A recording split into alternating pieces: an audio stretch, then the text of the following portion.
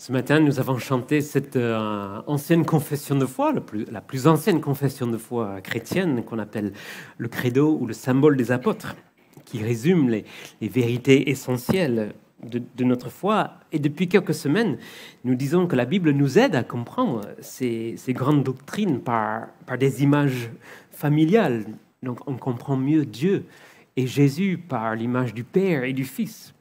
Ou bien on comprend qui nous sommes, l'Église, comme une épouse de son époux. Alors, on a creusé un peu l'image de la vie éternelle, comment démarre la vie éternelle par l'image d'une naissance, la nouvelle naissance. Il y a d'autres vérités bibliques qui nous viennent par les images maternelles, le rôle de Marie. Et c'est pourquoi nous croyons que la vision biblique de la famille et de la sexualité est si importante et qu'il ne faut surtout pas la réinventer ou la balancer par la fenêtre. C'est justement la famille et ces images tirées de la famille qui nous aident à comprendre les grandes vérités, les grandes doctrines de la Bible qui sont nécessaires au salut. Donc, toutes ces choses que nous confessons, eh bien, la Bible nous aide à les comprendre par des images tirées de la vie et notamment de la famille. Et ce dimanche de Pâques, bien sûr, c'est l'occasion de confesser notre foi, de comprendre notre foi et ce point capital de la foi où nous disons que nous croyons en Jésus-Christ et nous croyons, je crois, que le troisième jour, il est ressuscité des morts. Et après, il est monté aux cieux. Mais oui, c'est ce que nous affirmons ce matin, il est ressuscité le troisième jour. Et bonne nouvelle, il existe une image familiale que Jésus utilise pour aider ses disciples à comprendre la résurrection et ses effets. Donc je vous invite à lire ce matin avec moi Jean chapitre 14, versets 18 à 27. Jean chapitre 14, versets 18 à 27.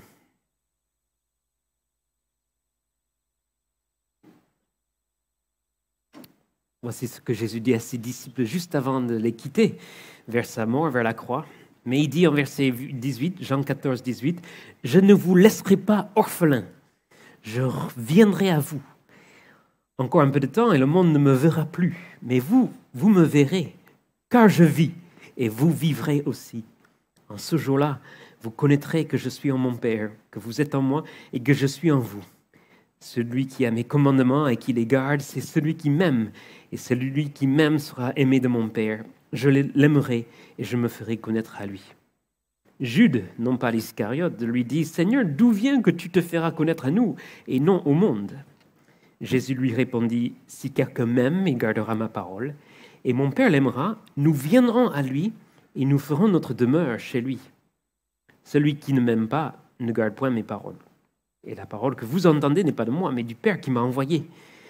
Je vous ai dit ces choses pendant que je demeure avec vous.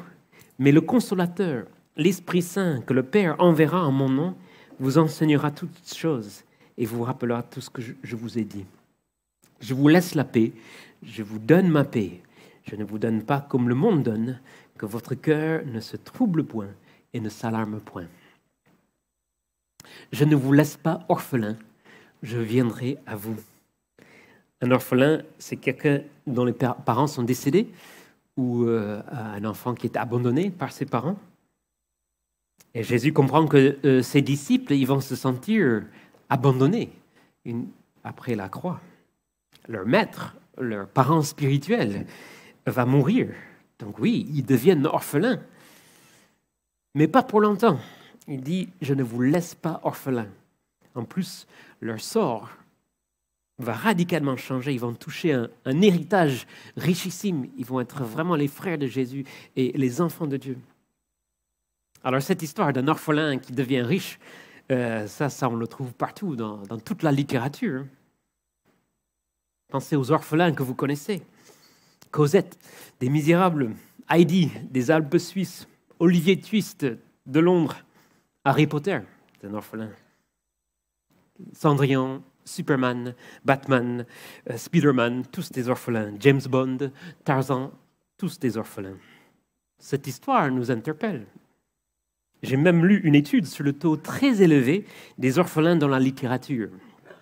Voilà ce que ça dit. L'orphelin représente en quelque sorte notre désir d'appartenance, d'asseoir notre légitimité, de trouver un foyer, une famille, une forme quelconque de reconnaissance. L'orphelin est l'emblème de l'isolement de chacun au sein de la société.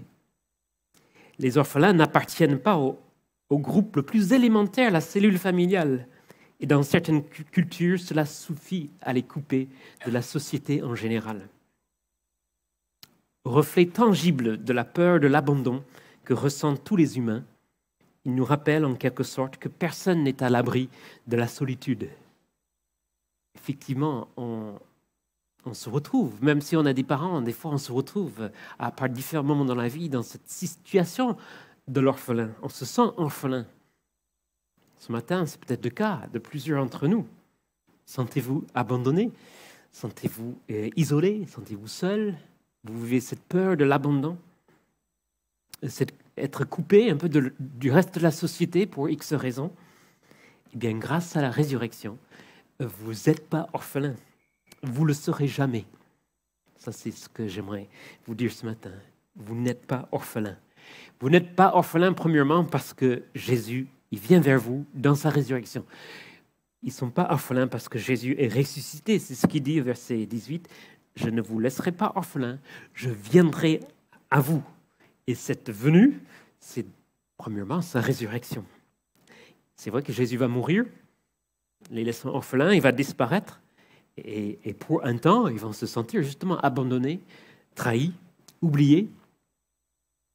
Et je pense que l'être humain, tous, nous pouvons comprendre ce sentiment, ce vécu que vont traverser les disciples vendredi soir, samedi, dimanche matin. Ce sentiment d'être abandonné par Dieu, oublié par Dieu, laissé à nous-mêmes pour tracer une voie dans la vie. Notre société moderne nous dit ça, Dieu nous a oubliés. Et il va falloir nous-mêmes inventer notre chemin, tel un orphelin qui doit trouver son identité. Mais grâce à la résurrection, ce n'est pas le cas. Dieu ne nous a pas oubliés, Dieu ne nous a pas abandonnés, Jésus est ressuscité. Ça veut dire que nous ne sommes pas livrés à nous-mêmes pour tracer une voie dans la vie, pour inventer notre propre spiritualité. Ça veut dire aussi, on est des enfants, on n'est pas libre de faire tout ce qu'on veut. C'est pourquoi ce texte parle aussi de beaucoup des commandements, de garder la parole de notre Maître, de Jésus, de notre Père. Oui, donc ça parle des commandements, mais c'est plutôt rassurant, je dirais. C'est bien qu'un enfant ait un cadre, ait des commandements de ses parents, de son père. Un enfant qui est complètement abandonné, qui n'a pas ça, qui n'a aucun cadre, aucune loi, aucune règle, eh bien, il est orphelin.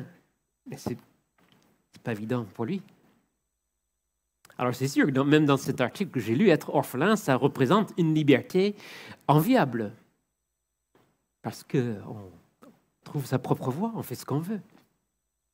J'ai pensé à l'histoire de Huckleberry Finn et Tom Sawyer.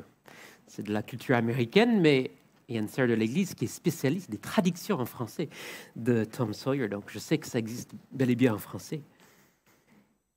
Huckleberry Finn et Tom Sawyer, tous les deux, tous les garçons du village envient Huckleberry Finn parce qu'il n'a pas de parents, en tout cas son père, un peu clochard, l'a abandonné. Donc il n'a pas de parents, il fait ce qu'il veut. Quand il veut, il fume ce qu'il veut, il dort où il veut, à la Belle Étoile ou à la campagne. Il ne va pas à l'école. Alors les autres enfants, les autres garçons, pour eux, c'est le rêve. Alors un jour, Tom, il a marre des règles à la maison, de tout ça, et donc il décide avec un autre copain, il décide de fuguer. Et voilà, on va vivre comme des pirates. Définitivement, là, c'est fini la maison, c'est fini les parents, c'est fini ce cadre. Maintenant, on est des orphelins, maintenant, des pirates, on fait ce qu'on veut, comme notre copain Huckleberry. Alors ils partent, ils font un radeau, ils partent sur le fleuve, tout ça. Et puis, avec le temps, leur famille pense qu'ils se sont noyés. Donc, eux, ils vivent la belle vie là, sur l'île. Mais après 2 ou 3 jours, ils voient que ce n'est pas vraiment une vie. Et Tom lui-même, il est touché de voir que les gens pleurent son absence. Imaginons que personne pleure votre absence. Un orphelin, il n'a pas forcément ça. Et Tom est touché par la famille, les proches qui pleurent son absence. il se rend compte que les règles strictes de sa tante étaient plutôt une preuve d'amour. Alors, il abandonne son projet. C'est pas ça, être orphelin. Il abandonne son projet et il revient. Alors, l'histoire est délicieuse parce que là, il débarque au moment de ses propres obsèques et donc il vit en quelque sorte une résurrection et c'est sa gloire et sa fierté aussi. Mais beaucoup aujourd'hui veulent un peu suivre les traces de Tom. Beaucoup aujourd'hui font une fugue de Dieu. Ils préfèrent ne pas voir Jésus comme ressuscité parce que ça me laisse libre, je peux faire ce que je veux quand je veux. Et je pense que c'est le cas du monde, de ce monde dont Jésus parle en verset 19. Encore un peu de temps, et le monde ne me verra pas, mais vous me verrez quand je vis et vous vivez aussi. Il y a un monde qui n'a pas, qui n'a pas d'intérêt à ce que Jésus ressuscite, et un monde qui ne veut pas le voir ressusciter. Et effectivement, Jésus ne s'est pas montré à eux. Ce qui est frappant dans les apparitions de la résurrection, il y en a beaucoup. Jésus s'est présenté vivant à beaucoup de personnes, des groupes allant de une seule personne jusqu'à 500 personnes, mais une personne, 2 personnes, 11 personnes, jusqu'à 500 personnes. Donc Jésus s'est beaucoup présenté vivant pour prouver qu'il était bien vivant et pour donner beaucoup de témoignages. Il y a eu beaucoup de témoins qu'il était vivant, mais toujours à ses disciples. Là, c'est peut-être un mystère pour nous. Pourquoi il n'était pas allé voir Hérode, Pilate? Salut, je suis vivant. J'avais raison. Non, il ne se présente pas. On n'a pas. Plus tard, il va se montrer à l'apôtre Paul, qui était un ennemi, mais pour lui transformer en disciple. Et sinon, il se présente à ses disciples. Donc, le monde ne va pas me voir. On va les laisser dans leur voie. Mais vous, mes disciples, vous qui m'aimez, vous qui voulez un statut d'enfant, je reviens vers vous. Et Jude lui pose cette question, il ne comprend pas trop bien ça. En verset 22, Jude dit, « Mais Seigneur, d'où vient que tu te fais reconnaître à nous et non au monde ?»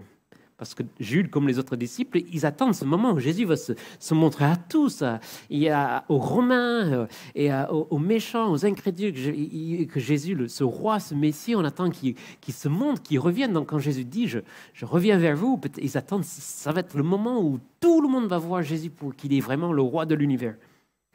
Mais Jésus dit, eux, ils ne vont pas me voir, vous allez me voir. Donc Jude pose la question, pourquoi à nous et pas au monde ?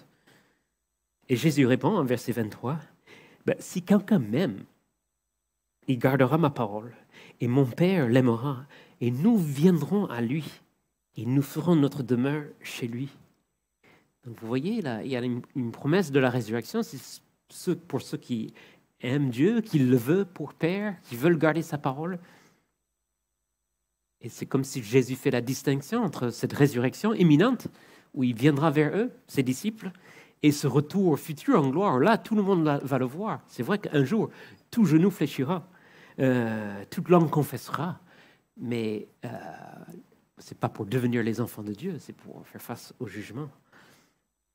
La résurrection, cet état où on n'est plus orphelin, ça c'est pour ceux qui aiment Jésus, qui veulent garder sa parole, pour ceux qui veulent un Père céleste. Alors si vous êtes encore attiré par la liberté soi-disant d'un orphelin, j'espère que l'expérience vous passe vite. Mais confessez Jésus ressuscité, attendez, retrouvez-le ressuscité, et vous l'aurez comme maître, vous aurez Dieu comme Père, vous aurez ses commandements comme cadre, vous aurez sa présence comme demeure. Ça, vous serez plus orphelin dès maintenant et pour l'éternité. Mais sans Jésus ressuscité, nous sommes tous des orphelins spirituels, éternels, existentiels. Et ce serait triste. Donc oui, nous ne sommes pas orphelins parce que Jésus vient vers nous dans sa résurrection. Mais en plus, nous ne sommes pas orphelins parce que Jésus nous a donné son esprit, son Saint-Esprit. C'est le grand cadeau de la résurrection. Nous trouvons cette promesse du Saint-Esprit, verset 25. Et je vous ai dit ces choses pendant que je demeure avec vous. Mais le Consolateur, l'Esprit Saint, que le Père enverra en mon nom, vous enseignera toutes choses et vous rappellera tout ce que je vous ai dit. Il en avait parlé juste avant aussi de notre texte, en verset 16. Et moi, je prierai le Père et vous donnera un autre consolateur afin qu'il demeure éternellement avec vous, l'Esprit de vérité que le monde ne peut recevoir parce qu'il ne vous voit pas et ne le connaît point. Mais vous, vous le connaissez car il demeure en vous et il sera en vous. Alors parlons ce matin du Saint-Esprit. Ça fait partie des choses que nous confessons dans le credo. Je crois en Dieu le Père, je crois en Christ, ressuscité de mort le troisième jour, et je crois en l'Esprit Saint. C'est qui, c'est quoi? C'est vrai que l'Esprit Saint reçoit un peu plus de presse à Pentecôte. C'est un peu sa fête à lui. Pentecôte, plus qu'à Pâques. Et à Pâques, on met l'accent sur la résurrection de Jésus-Christ. Mais la Bible est très claire. Le Père, le Fils et le Saint-Esprit sont tous impliqués dans la résurrection. Nous, chrétiens, nous croyons ce Dieu trinitaire, un seul Dieu, trois personnes, Père, Fils et Saint-Esprit. Et le Saint-Esprit a joué un grand rôle dans la résurrection. D'ailleurs, il y a des versets qui disent que le Père va ressusciter Jésus. Il y a d'autres versets qui disent que Jésus ressuscite Jésus. Et d'autres versets qui disent que c'est le Saint-Esprit qui a ressuscité Jésus, qui a donné la vie. Donc, c'est encore une preuve que Père, Fils et Saint-Esprit sont tous Dieu, sont tous impliqués dans le même projet, dans les mêmes actions divines. Mais nous voulons rappeler que le Saint-Esprit est très présent aussi, non seulement à Pentecôte, mais à la résurrection. Et Jésus, tout au long de ce discours, avant de quitter les disciples, pour les préparer à la suite, après sa résurrection, il montre que la grande bénédiction de sa mort et le grand cadeau qu'il laisse, c'est sa présence, mais concrètement, il s'agit du Saint-Esprit. Verset 19, par exemple, il dit « Car je vis, quand vous me reverrez, vous me verrez, car je vis, et vous vivrez aussi. » C'est-à-dire, ils sont déjà vivants, mais quand vous me reverrez, vous me verrez vivant et vous vivrez aussi comme une nouvelle dimension, une vie, quelque chose de plus. J'aime bien ce que disait un commentaire. Jésus vient à Pâques pour être réuni à ses disciples et pour élever d'un cran le niveau de sa relation avec eux. Le niveau qu'ils avaient connu durant son ministère n'en étant qu'une préparation. Ils vont vraiment vivre comme enfants de Dieu après la résurrection et le don du Saint-Esprit. Ce niveau de vie, ce cran qui monte, c'est possible grâce au Saint-Esprit. D'ailleurs, la première chose que Jésus fait, après s'être montré vivant à ses disciples, c'est, selon Jean, c'est de souffler sur eux. Jean chapitre 20, verset 22, il se montre à eux, puis il souffle sur eux et il dit « Recevez le Saint-Esprit ». Bien sûr, la pleine venue sera à Pentecôte, 50 jours plus tard, mais déjà là, un peu comme Dieu qui souffle la vie en Adam, en Genèse, pour faire d'Adam une âme vivante, Jésus souffle sur ses disciples pour leur donner cette vie spirituelle, cette vie nouvelle, cette vie possible par la résurrection. Regardez comment Jésus envisage l'après-résurrection. Dans les versets que nous avons lus, verset 20, il dit, par exemple, « En ce jour-là », il parle de jour où il les reverra, « En ce jour-là, vous connaîtrez que je suis en mon Père, que vous êtes en moi et que je suis en vous. » Vous êtes en moi, je suis en vous. Donc, une nouvelle relation, une nouvelle connaissance. Vous connaîtrez que je suis en vous. Verset 23, « Nous ferons notre demeure chez lui, donc une nouvelle proximité. » Le Dieu va habiter chez le croyant. Verset 26, le Saint-Esprit va vous rappeler tout ce que je vous ai dit, vous enseigner toutes ces choses. Premièrement, pour les apôtres, donc le Saint-Esprit les a rappelé toutes les paroles de Jésus pour qu'ils puissent les écrire. Et nous avons cette Bible fiable. Et ensuite, au sens plus large, c'est le Saint-Esprit qui nous enseigne à comprendre les vérités de Dieu. Donc, ce langage de Jésus, en fait, quand on creuse un peu, tout cela est possible concrètement, réellement, par le Saint-Esprit. Et c'est ça qui est merveilleux, c'est frappant. Il faut se rendre compte, nous, aujourd'hui, après la résurrection, par le Saint-Esprit, il est possible d'être plus proche de Dieu, plus proche de Jésus, que les disciples l'étaient avant la résurrection, alors qu'ils étaient assis à la même table que lui. Il y avait même un disciple qui penchait sur son corps. Mais le Saint-Esprit une nouvelle dimension fait que nous pouvons, être plus proches de Dieu, plus proches de Jésus après la résurrection que les disciples l'étaient avant la résurrection. Et c'est ça le rôle du Saint-Esprit, c'est de nous garder près de Jésus-Christ. Revenons à l'histoire classique de l'orphelin qui apprend finalement qu'il est devenu héritier d'une très grande richesse. Ben c'est ça la résurrection pour nous. Et en fait, la richesse que nous avons héritée, la richesse qui nous fait basculer de orphelin à pas orphelin, c'est le Saint-Esprit. C'est Dieu lui-même. Dieu lui-même devient notre demeure. Dieu lui-même devient notre trésor.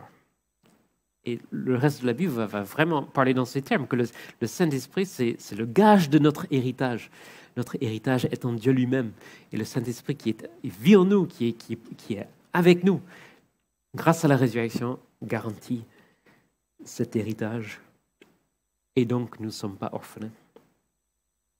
Et nous apprenons aussi, ici et ailleurs, que même le grand rôle du Saint-Esprit dans la vie du croyant, c'est de nous rappeler que nous sommes enfants de Dieu, de nous rappeler constamment, tu n'es pas orphelin, tu es adopté pour l'éternité. C'est pourquoi Jésus l'appelle un autre consolateur dans le verset 16. Je prierai le Père, il vous donnera un autre consolateur. Le mot, c'est un terme légal, plutôt un avocat, un défenseur, un consolateur. Donc Jésus est notre avocat parce qu'il a payé pour nos péchés à la croix et il nous défend avec sa justice en disant cet enfant est à moi, il est innocent. Mon sang a couvert tous ses péchés. Donc Jésus a son rôle d'avocat, mais le Saint-Esprit aussi, un autre avocat, un autre consolateur. Comme je disais, c'est un terme légal, un peu comme un avocat, comme un notaire. Un notaire qui, par exemple, lors d'une séance d'adoption, voilà, regarde tous les papiers, l'avocat qui dit, voilà, je vois que tout est légal, tout est en ordre, tout est vrai, alors on accorde le statut légal d'enfant à ses parents. Ça, c'est ce que le Saint-Esprit fait dans nos vies. Un côté sûr, certain, légal, cette personne, il est enfant de Dieu, il est plus orphelin. Alors, est-ce que vous voulez voir une grande manifestation du Saint-Esprit ce matin dans cette salle? Eh bien, je vous la donne. C'est que si vous repartez avec cette certitude, avec cette assurance que vous êtes enfant de Dieu par Christ, par sa résurrection, par la foi, eh bien, vous serez en train de vivre une grande manifestation du Saint-Esprit. L'Esprit rend témoignage à notre esprit que nous sommes enfants de Dieu. C'est merveilleux. Nous ne sommes pas orphelins parce que Jésus est ressuscité. Nous ne sommes pas orphelins parce que le grand cadeau de la résurrection, c'est lui en nous, qu'on appelle le Saint-Esprit. Et enfin, nous ne sommes pas orphelins parce que Jésus nous a légué, nous a donné sa paix. Le verset suivant, je vous laisse ma paix, je vous donne ma paix, je ne vous donne pas comme le monde donne, que votre cœur ne se trouble point et ne s'alarme point. Je vous donne ma paix, je vous laisse ma paix. En fait, là encore, c'est le langage d'un testament. Le mot donner, c'est léguer. On pense comme un parent qui laisse ses biens à ses enfants. Je vous laisse cette maison, je vous laisse cette compte bancaire, cette assurance vie. Je vous donne. Et ici, Jésus dit à ses disciples, je vous lègue ma paix. Donc c'est intéressant parce que ça veut dire qu'il y a un testament derrière, il va falloir signer ce testament. Et là, on a déjà parlé du testament de l'alliance. Jésus va accomplir quelque part par sa mort. Le testament va entrer en vigueur. Mais voilà ce qu'il donne. Ça, c'est ce qu'il donne à ses enfants. Je vous lègue pas une grande maison, pas une assurance vie bancaire. Je vous lègue. Qu'est-ce qu'il vous lègue? Il vous lègue sa paix. On disait tout à l'heure qu'un orphelin représente la peur de l'abandon. Un orphelin, c'est l'isolement.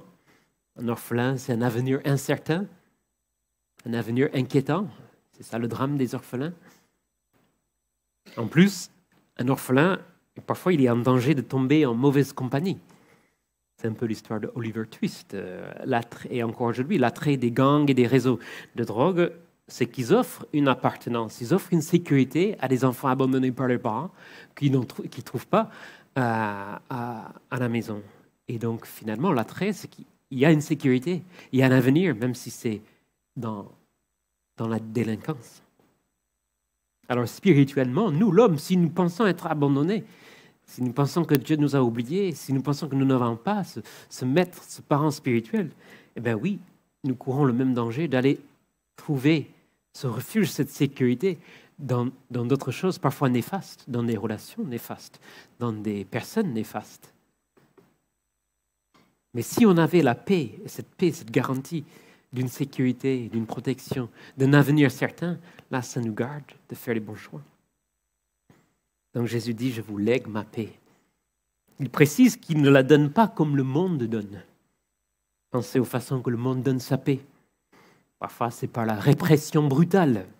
Pilate savait maintenir plus ou moins la paix, les Romains savaient maintenir la paix, mais c'était par la répression brutale. Et encore d'autres peuvent être attirés par la tyrannie et penser que c'est ça la paix, mais ce n'est pas ça, la vraie paix. Parfois, le monde offre la paix par l'aveuglement, juste on ferme les yeux sur les problèmes, tout va bien, Madame la Marquise. Parfois, le monde offre la paix par des substances, des cachets, des thérapies, des divertissements. Mais ici, Jésus dit, ça c'est les façons du monde. Et moi, je vous donne autrement. Je vous donne, je vous lègue. Et quand vous entrez dans cet héritage, vous l'avez, vous l'aurez pour l'éternité. À la croix, il peut dire, j'ai fait la guerre contre le mal, et donc je vous rapporte une traité de paix. Je vous rapporte la paix. À la croix, j'ai subi la malédiction de vos péchés. Et donc je vous donne la réconciliation, la paix avec Dieu. Je vous lègue ma paix. D'ailleurs, c'est ainsi que Jésus salue ses disciples. Premier mot qui sort de sa bouche quand il voit ses disciples, shalom. Bon, c'est une salutation normale, comme bonjour, comme salut. Mais derrière ce mot, il y a tout le plan de la Bible. Et il peut le dire, et le mot prend tout son sens. Quand Jésus sort du tombeau, il voit ses disciples et il dit, shalom, que la paix vous soit. Voilà, vous n'êtes plus orphelin, je vous donne ma paix, shalom.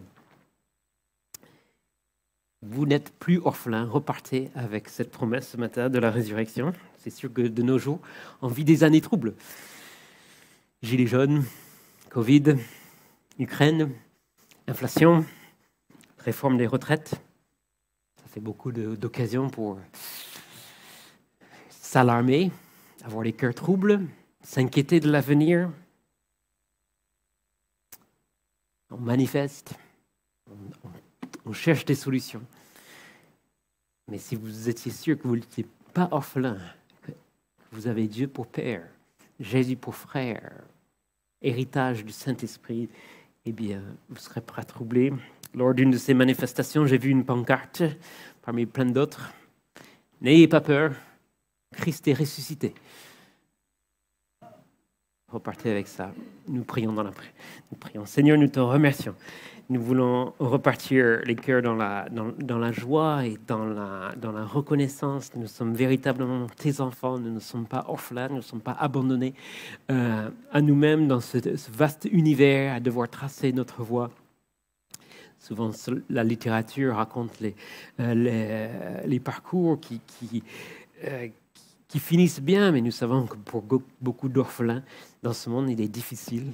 Et les chrétiens ont été souvent attirés pour soigner les orphelins, prendre soin des orphelinats. La religion pure et sans tache consiste à rendre visite aux orphelins et aux veuves dans leur détresse. Et nous voulons que ton amour envers nous, que tu nous rappelles, chacun ici ce matin, personne ici qui est orphelin, personne ne l'est pour l'éternité. Certains ont pu avoir des expériences de troubles difficiles avec les parents, des parents qui semblent les abandonner. Mais ce matin, nous tous, nous voulons revenir à toi et trouver dans la résurrection une promesse de ce que tu nous aimes, de ce que tu garantis notre héritage pour l'éternité. Merci pour ce culte que nous avons pu t'offrir. Aide-nous à repartir dans la joie de la résurrection. Amen.